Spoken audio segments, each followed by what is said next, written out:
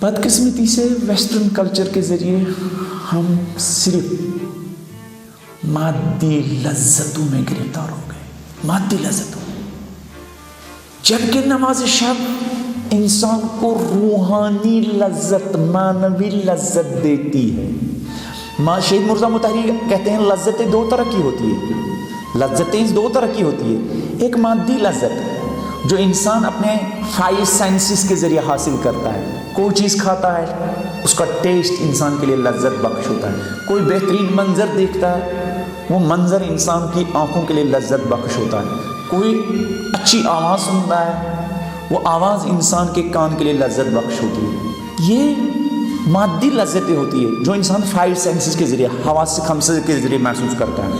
اس کے علاوہ ایک اور لذت ہے جس کو ہم معنوی لذت کہتے ہیں، روحانی لذت کہتے ہیں، جو لذت ان 5 سینسز کے ذریعے حاصل نہیں ہوتی ہے، جو حواس خمسہ کے ذریعے حاصل نہیں ہوتی ہے، ان کا وہ کسی چیز کو ٹچ کرنے کے ذریعے حاصل نہیں ہوتی ہے۔ وہ لذت، اس روحانی لذت کا تعلق، اس معنوی لذت کا تعلق، اس باطنی لذت کا تعلق روح اور دل کی گہرائیوں سے ہے۔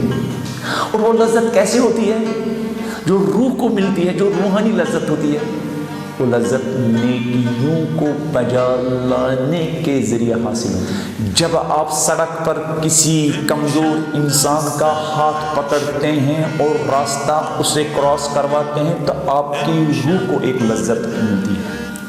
جب آپ ایک سائل اور ایک ضرورت اور ایک حاجت مند کو ایک 10 روپیہ کا نوٹ تھماتے ہیں، 100 روپے کا نوٹ تھماتے ہیں، ایک لذت آپ کو ملتی ہے، وہ لذت روحانی لذت ہوتی ہے، وہ روحانی لذت ہوتی ہے۔ اور شہید فرماتے ہیں کہ یہ روحانی لذت مادی لذت سے زیادہ قوی اور زیادہ پائیدار ہے، زیادہ قوی اور زیادہ پائیدار ہے۔ اس غریب کو کی مدد کرنے کی لذت انسان اس وقت تک محسوس کرے گا جب تک انسان کے سامنے ملک الموت قبضہ کرنے کے لیے نہیں حاضر ہوگا، تب تک محسوس کرے گا۔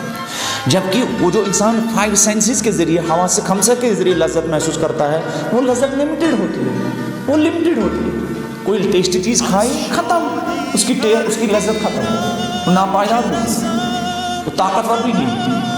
لیکن نیک کام کے ذریعے جو انسان کو روح کو لذت ملتی ہے وہ بادوام لذت ہے۔ خدمت کے ذریعے جو انسان کو لذت ملتی ہے وہ بادوام ہوتی ہے، اور عبادتوں کے ذریعے جو لذت ملتی ہے انسان کو وہ بادوام ہوتی ہے۔ لیکن ہم اور آج کی دنیا، میٹیریل دنیا میں صرف لذت، مادی لذت کو سمجھتے ہیں، جبکہ روحانی لذت بہت بڑی لذت، کتنی بڑی لذت ہے۔ اگر اس کورونا کی مارا ماری میں اگر ایک انسان اپنا پیسہ غریبوں کو، مسکینوں کو، لاچاروں کو، درد مند بیماروں کو دے، وہ 10 روپے، وہ 1000 روپے دینے میں کتنی لذت ہے۔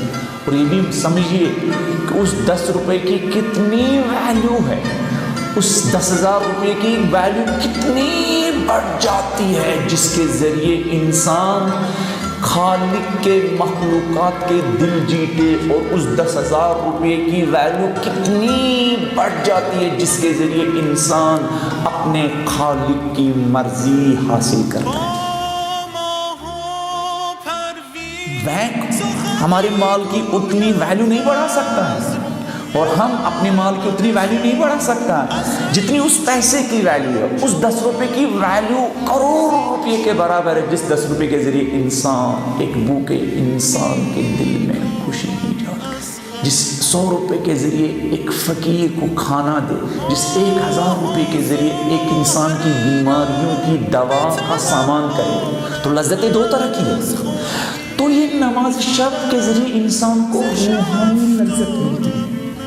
رات کے اندھیرے میں مصلی بچھا کر خالق کے عشق میں، محبت میں اٹھنا، 11 رکعت نماز پڑھنا، نماز شب کی، جس میں آدھا گھنٹہ بھی نہیں لگتا، 20 منٹ لگتے ہیں، انسان کی روح کو لذت، بدن کو تھوڑی تھکاوٹ ہو شاید، لیکن روح کو لذت، دل کو لذت ملتی ہے۔ اور پھر اس روحانی لذت کا اثر جسم پر بھی پڑتا ہے، اس روحانی لذت کا اثر انسان کے جسم پر بھی پڑتا ہے۔ اس لیے خاصان خدا بڑے بے قرار ہوتے تھے سحر کے وقت جاگنے کے لیے۔ نماز شب میں خاصان خدا کو ایک روحانی لذت، روحانی لذت مادی لذت سے بقول استاد شبیر اپنے طریقے زیادہ قوی ہوتی ہے، زیادہ طاقتور ہوتی ہے، زیادہ دیر میں ہوتی ہے۔